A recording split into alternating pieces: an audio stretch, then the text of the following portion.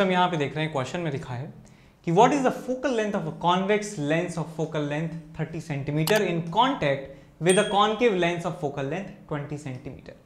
और यहाँ पे लास्ट में क्वेश्चन में दिया है कि आप इनकी थिकनेस को जो है इग्नोर कर सकते हैं और आपको ये भी बताना है कि फाइनल जो लेंस होगा वो कन्वर्जिंग जो है उसका नेचर होगा या डाइवर्जिंग नेचर होगा। तो ये कॉन्सेप्ट हम पढ़ चुके हैं कि जब लेंसेज मल्टीपल लेंसेज कॉन्टैक्ट में रखे हैं, उनकी जो थिकनेस है वो बहुत कम है, तो उनका इक्विवेलेंट फोकल लेंथ कैसे निकालते हैं। तो वहां हमने देखा था कि इक्विवेलेंट फोकल लेंथ का फॉर्मूला क्या होता है। इक्विवेलेंट फोकल लेंथ, तो पहले आप क्वेश्चन कैसे प्रोसीड करेंगे, जो आपको क्वेश्चन में दिया हुआ है उसको आप लिखेंगे, उसके बाद जो पूछा गया है उसको आप लिखेंगे, और उसके बाद हम यहां से लिखना स्टार्ट करेंगे कि इक्विवेलेंट फोकल लेंथ का जो फॉर्मूला होता है वो होता है 1/f equivalent is equal to 1/f1 plus 1/f2 plus so on. तो इसका मतलब ये है कि when two or more thin lenses are placed in contact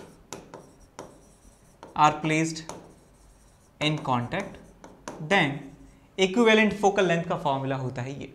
तो एक कॉन्वेक्स लेंस है बेटा, एक कॉन्वेक्स लेंस है जिसका फोकल लेंथ कितना है 30 सेंटीमीटर, तो इसकी फोकल लेंथ हम प्लस 30 सेंटीमीटर लेंगे।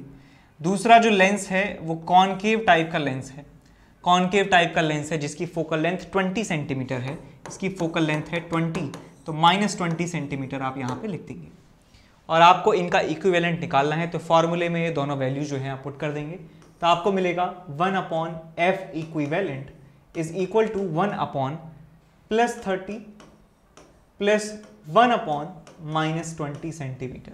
ठीक, नीचे आपको मिल जाएगा एलसीएम आ जाएगा आपके पास 60, तो आपको मिलेगा +2 -3 आ जाएगा आपके पास 1/f इक्विवेलेंट। तो f इक्विवेलेंट की आपको वैल्यू मिल जाती है -60 centimetre, -60 centimetre equivalent focal length होगी।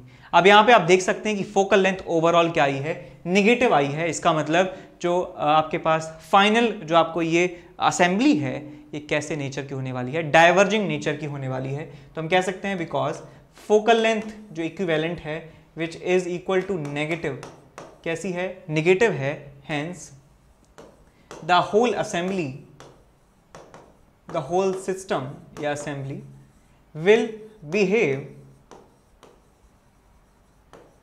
as diverging lens, diverging lens की तरह वो बिहेव करने वाली है। ठीक है, आगे चलते हैं नेक्स्ट क्वेश्चन की तरफ।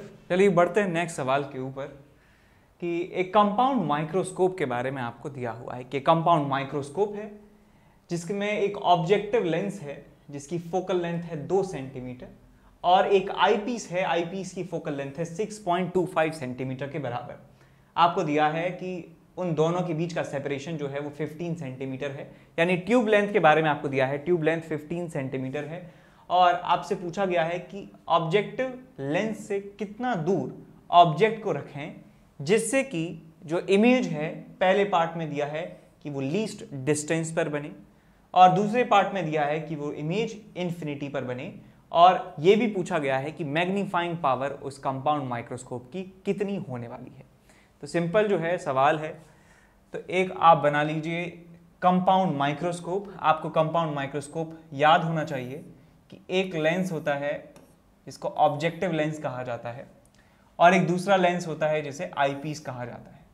कंपाउंड माइक्रोस्कोप में जो आईपीस होता है वो बड़ा होता है साइज में और फोकल लेंथ में भी, जो ऑब्जेक्टिव लेंस है वो छोटा होता है साइज में और फोकल लेंथ में। इसकी फोकल लेंथ FO के बराबर है, इसकी फोकल लेंथ FE के बराबर है और इन दोनों की वैल्यू जो है आपको दी हुई है।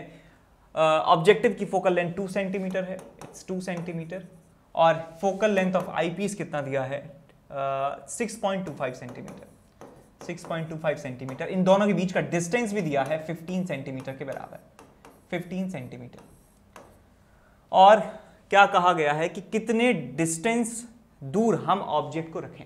तो भाई मैंने मान लिया कि यहां से मैंने एक ऑब्जेक्ट को रखा है और उसकी डिस्टेंस है u o के बराबर है, उसकी डिस्टेंस u o के बराबर है और मैंने मान लिया कि इस ऑब्जेक्ट की जो इमेज है वो बनती है कहीं यहाँ पर।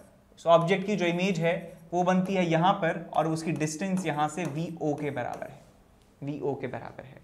और ये वाली डिस्टेंस इस आई पीस से इस इमेज की डिस्टेंस मैंने मान लिया UE के बराबर। और हमें ये करना है कि जो फाइनल इमेज बनती है आई पीस से वो इमेज नियर पॉइंट पर बननी चाहिए, यानी कि इस इमेज का भी इमेज इसमें जो है वो बनना चाहिए नियर पॉइंट पर, वो बनना चाहिए दोस्तों, नियर पॉइंट पर बनना चाहिए। यानी कि ये वाली जो डिस्टेंस है VE वो होना चाहिए 25 सेंटीमीटर के बराबर।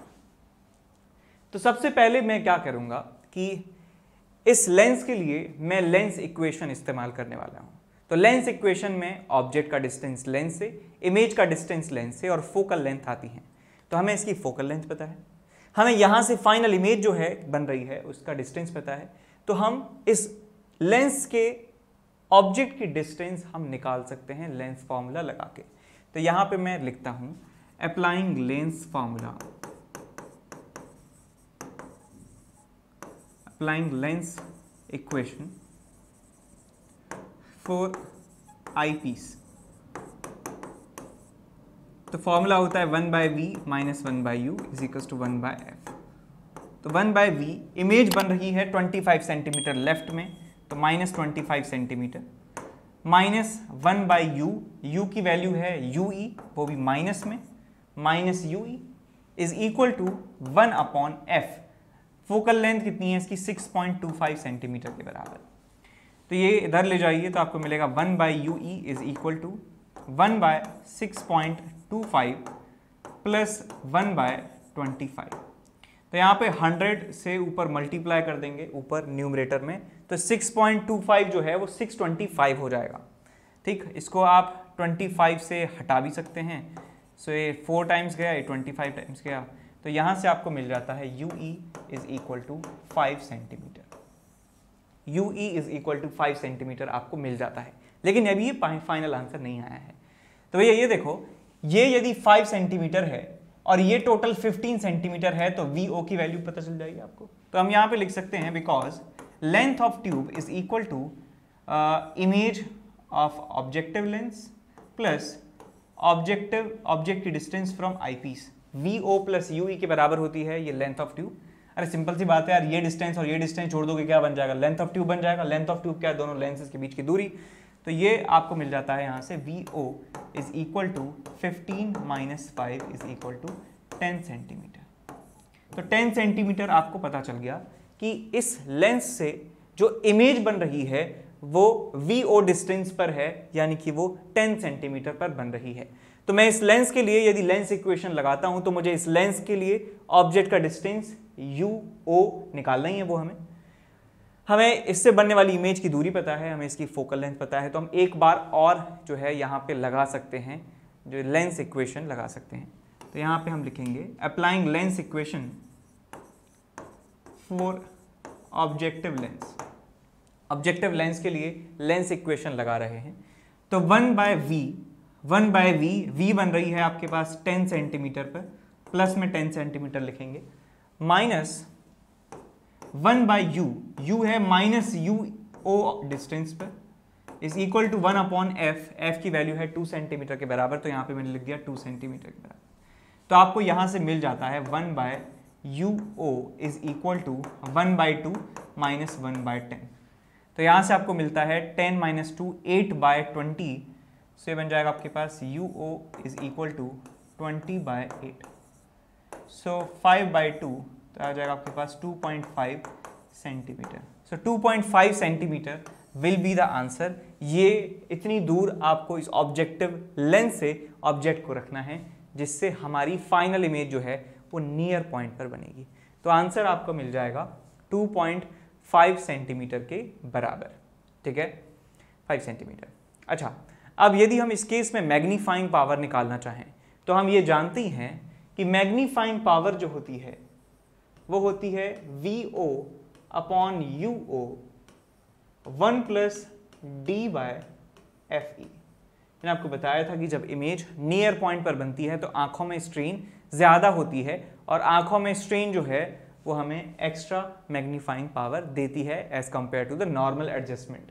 सो VO का मतलब है कि ऑब्जेक्टिव लेंस में जो इमेज बनी है उसकी दूरी लेंस से कितनी है।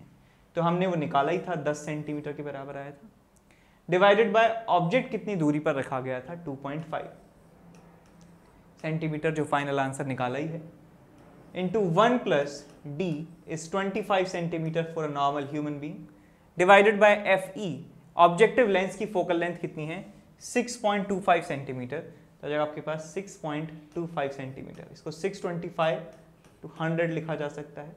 सो 25 से ये गया 25 टाइम, 25 से ये गया 4 बार, ये आपके पास कितना है 4, और ये आपके पास कितना है 5, तो कितना आ गया आपके पास 20। सो मैग्नीफाइंग पावर जो है इस केस में आपको मिल जाती है 20 के बराबर, यानी नेकेड आइज पर जो एंगल बन रहा है वो इस कंपाउंड माइक्रोस्कोप से 20 टाइम ज़्यादा बनेगा जो नेकेड आइज से एंगल बन रहा था। ठीक, नेकेड आइज पे यदि एंगल थीटा नॉट बन रहा था तो इस कंपाउंड माइक्रोस्कोप की वजह से 20 थीटा नॉट एंगल जो है बन रहा होगा, यानी कि लगभग 20 गुना ज़्यादा तेज़, ज़्यादा बड़ी इमेज हमको दिख रही होगी। अब दूसरे पार्ट में आपको दिया हुआ है, दूसरे पार्ट में दिया है कि इमेज बननी चाहिए इन्फिनिटी पर, इमेज इन्फिनिटी पर बननी चाहिए अल्टीमेटली। तो देखिए भाई यहाँ पे क्या करेंगे, सेकेंड पार्ट, कि ये आपका लेंस है ऑब्जेक्टिव लेंस, इसकी फोकल लेंथ आपको पता है 2 सेंटीमीटर के बराबर है। ये आपके पास है एक आईपीस जिसकी फोकल लेंथ है 6.25 सेंटीमीटर के बराबर। ऑब्जेक्ट कहाँ रखें जिससे इमेज फाइनल इन्फिनिटी पर बननी चाहिए। तो मान लीजिए मैंने यहाँ पे रख देता हूँ इमेज ऑब्जेक्ट को, और ये डिस्टेंस है UO के बराबर। यहाँ से जो पहली इमेज बनने वाली है, यहाँ से जो पहली इमेज बनने वाली है कहीं यहाँ पर बनेगी, और यहाँ से वो डिस्टेंस मैंने मान लिया VO के बराबर है, ये डिस्टेंस मैंने UE के बराबर मान लिया, और यहाँ से फाइनल इमेज जो है वो बननी चाहिए इन्फिनिटी पर, इन्फिनिटी पर बननी चाहिए इमेज, कुछ ऐसे जा रहे हैं एट इन्फिनिटी। तो भाई यहाँ से जो इमेज है फाइनल रिफ्रैक्शन इस लेंस से हो रहा है, तो इस लेंस की वजह से लाइट रेज जो है पैरेलल जानी चाहिए। तो वो कैसा कब हो सकता है कि जब इसके लिए जो ऑब्जेक्ट है वो फोकस पर रखा हो। तो हम यहाँ पे लिख सकते हैं सो फर्स्ट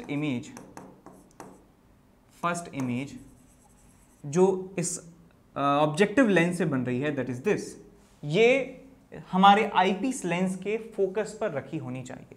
तो मैं लिखूंगा first image from objective lens must be at focus या must be in focal plane of eyepiece के फोकल प्लेन में होनी चाहिए। यानी कि ये वाली जो दूरी है UE, यानी कि UE की जो वैल्यू है वो आईपीस की फोकल लेंथ के बराबर होनी चाहिए, इसकी फोकल लेंथ के बराबर होनी चाहिए, यानी कितनी होनी चाहिए आपके पास 6.25 सेंटीमीटर के बराबर। और हम ये जानते हैं कि जो इन दोनों लेंसेज के बीच की दूरी है वो 15 सेंटीमीटर के बराबर है। This whole distance is 15 centimetre के बराबर, और ये हमने अभी अभी देखा है कि UE की वैल्यू जो है किसके बराबर है, FE के बराबर है। तो यहाँ पे मैं लिख सकता हूँ बिकॉज लेंथ जो है L इज इक्वल टू किसके बराबर है, UE प्लस VO के बराबर है। तो यहाँ से आपको मिल जाता है VO की वैल्यू मिल जाएगी आपको 15 में से माइनस कर देंगे 6.25, तो आपको ये मिल जाएगा रिजल्ट कितना आएगा आपके पास 8.75 सेंटीमीटर। यानी कि हमें ये अब पता चल गया कि इस ऑब्जेक्टिव लेंस के लिए जो ऑब्जेक्ट है उसकी इमेज VO डिस्टेंस पर बन रही है, 8.75 सेंटीमीटर पर बन रही है। इसकी फोकल लेंथ हमें पता है, तो भाई फोकल लेंथ पता है, इमेज की डिस्टेंस पता है, तो ऑब्जेक्ट की डिस्टेंस निकाल सकते हैं, बिल्कुल निकाल सकते हैं। तो हम यहाँ पे यूज करने वाले हैं कि lens equation for this lens. So using lens equation for the objective lens, यहाँ हम लिखेंगे using lens equation for objective lens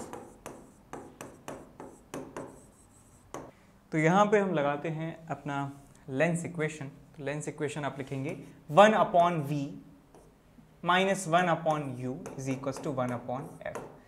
तो इमेज जो बन रही है वो राइट साइड में बन रही है 8.75 सेंटीमीटर की दूरी पर, प्लस माइनस 1/ ऑब्जेक्ट जो है वो लेफ्ट साइड में रखा है ue डिस्टेंस पर, uo डिस्टेंस पर। तो मैंने इसको माइनस ऑफ uo लिख दिया है। uo is the magnitude of the distance is equal to 1/f।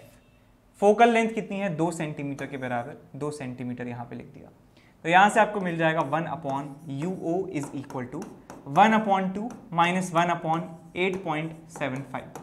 तो यहाँ से मिलेगा 8.75 माइनस 2 डिवाइडेड बाय 2 इंटू 8.75।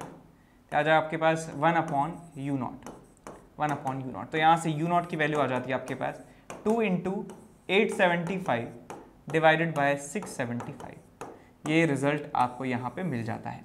यदि हम यहाँ पर मैग्नीफाइंग पावर निकालना चाहें तो ये मैग्नीफाइंग पावर ये क्या आ जाएगी? नॉर्मल एडजस्टमेंट की कंडीशन आप लगा सकते हैं।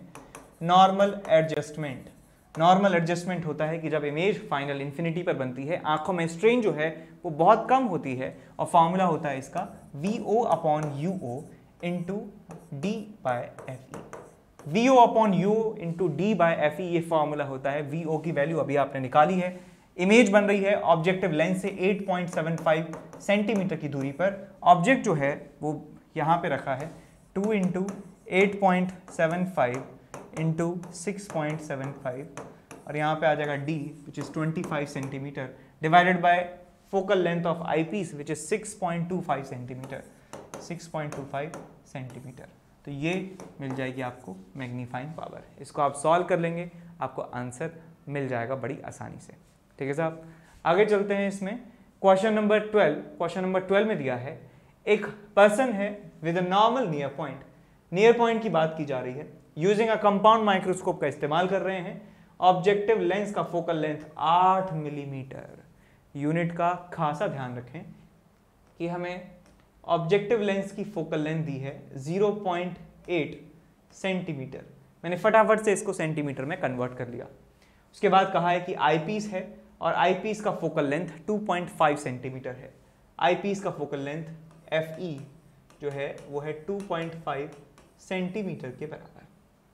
और क्या कहा गया है कि एक ऑब्जेक्ट को 9 मिलीमीटर यानी कि 0.9 सेंटीमीटर दूर रखा जाता है। अब ऑब्जेक्ट को हमेशा ऑब्जेक्टिव लेंस के पास रखा जाता है, तो यानी कि ऑब्जेक्टिव लेंस के लिए जो ऑब्जेक्ट की दूरी है वो 0.9 सेंटीमीटर के बराबर है। और कहा गया है कि शार्प फोकस जो है होता है, यानी क्लियर इमेज बन रही है।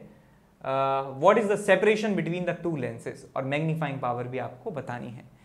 तो मैग्नीफाइंग पावर का फॉर्मूला आप जानते ही हैं। ये कंडीशन है कि हमारी इमेज बन रही है नियर पॉइंट पर, और दूसरा हमें निकालना है लेंथ ऑफ ट्यूब, यानी कि ऑब्जेक्टिव लेंस और आईपीस के बीच का जो दूरी है वो हमें भी कैलकुलेट करना है। तो यहाँ पे आप बना लीजिए दोनों लेंसेज को। ये है साहब आपका ऑब्जेक्टिव लेंस और ये है आपका आईपीस। यहाँ कहीं मैंने मान लिया ऑब्जेक्ट रखा हुआ है, यहाँ से जो इमेज है कहीं बनती है यहाँ पर,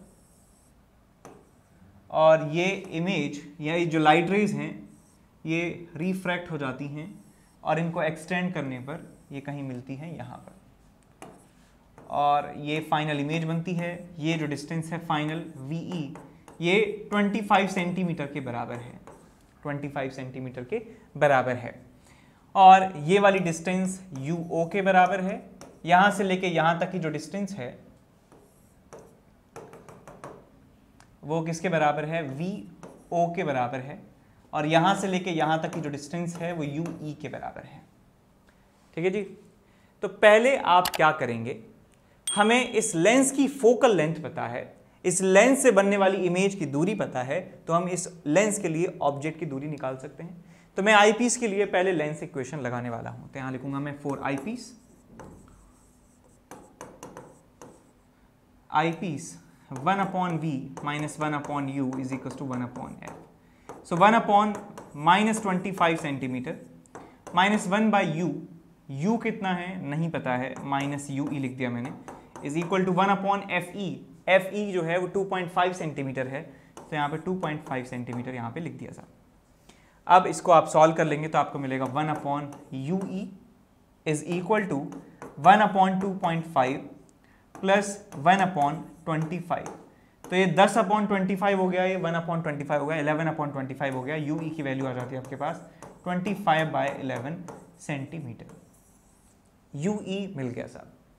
अब हमें टोटल लेंथ निकालनी है, वो हमें पता नहीं है। अच्छा, एक काम और करिए कि हमें इस लेंस के लिए पता है कि ऑब्जेक्ट कितनी दूर पर है, इस लेंस की फोकल लेंथ पता है, तो हम लेंस से बनने वाली इमेज की दूरी निकाल सकते हैं, यानी VO को हम कैलकुलेट कर सकते हैं using lens equation on this lens. तो यहाँ पे हम लिखेंगे using lens equation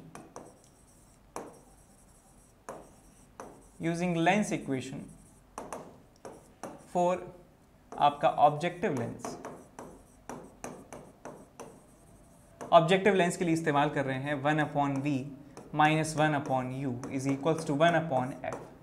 so 1/v जो है VO डिस्टेंस पर बन रहा है, माइनस 1/u जो है वो 0.9 सेंटीमीटर की दूरी पर रखा है।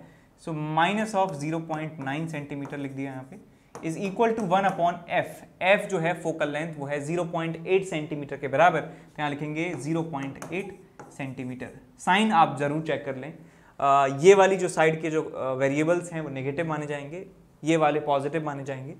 तो इमेज राइट डायरेक्शन में पॉजिटिव लिया है, ऑब्जेक्ट लेफ्ट वाली डायरेक्शन में नेगेटिव लिया है, फोकल लेंथ कन्वर्जिंग लेंस है तो लिया है हमने पॉजिटिव। तो यहाँ मिल जाता है आपको 1/VO is equal to 10/8 minus 10/9। So 90 minus 80 10/72, तो आपको मिल जाएगा VO is equal to 7.2 centimetre के बराबर। तो आपको दोस्तों VO मिल चुका है, यहाँ से लेकर यहाँ तक की दूरी मिल चुकी है, यहाँ से लेकर यहाँ तक की दूरी आप निकाल चुके हैं 25/11। तो आप यदि इन दोनों डिस्टेंसेस को जोड़ देते हैं तो आपको लेंथ ऑफ ट्यूब मिल जाता है। तो यहाँ पे हम लिखने वाले हैं hence length of tube L is equal to VO plus UE, VO plus UE के बराबर। तो VO हमने निकाला है अभी 7.2 प्लस 25/11 सेंटीमीटर में आपको आंसर मिल जाएगा। इसके बाद आपसे पूछा गया है मैग्नीफाइंग पावर के बारे में, तो हम यहाँ लिखेंगे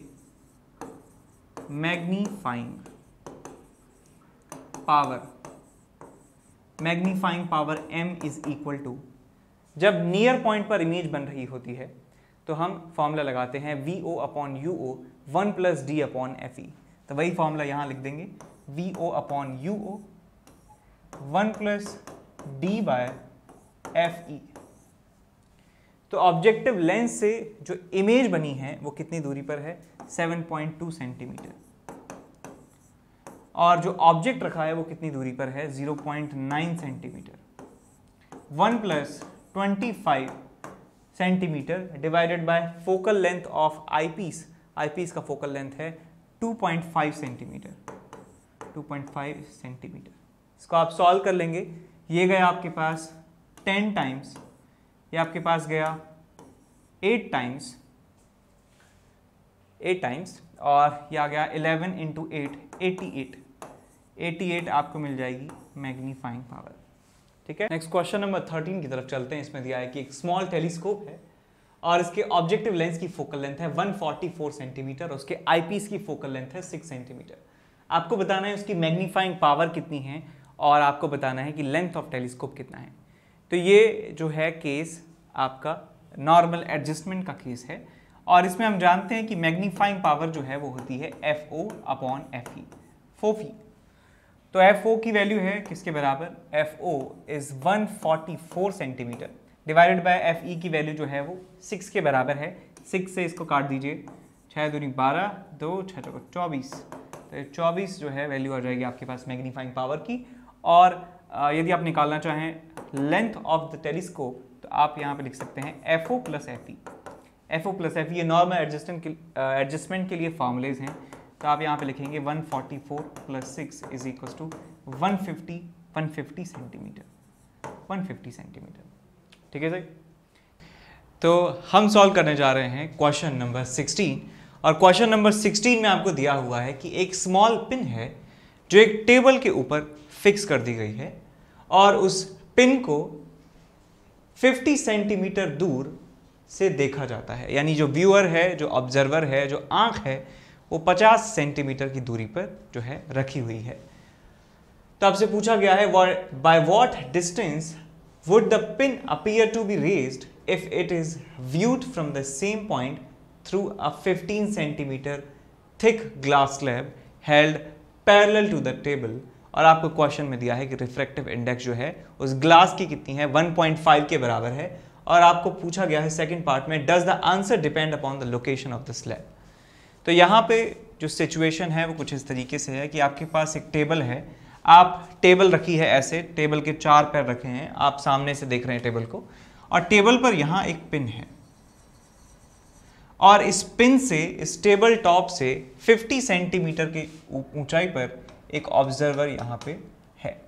एक ऑब्जर्वर जो है यहाँ पर है, और ऑब्जर्वर की जो डिस्टेंस है इस पिन से that is equal to 50 centimetre, 50 centimetre. अब क्वेश्चन में ये कहा जाता है कि इस ऑब्जेक्ट को देखा जाता है थ्रू अ ग्लास स्लैब।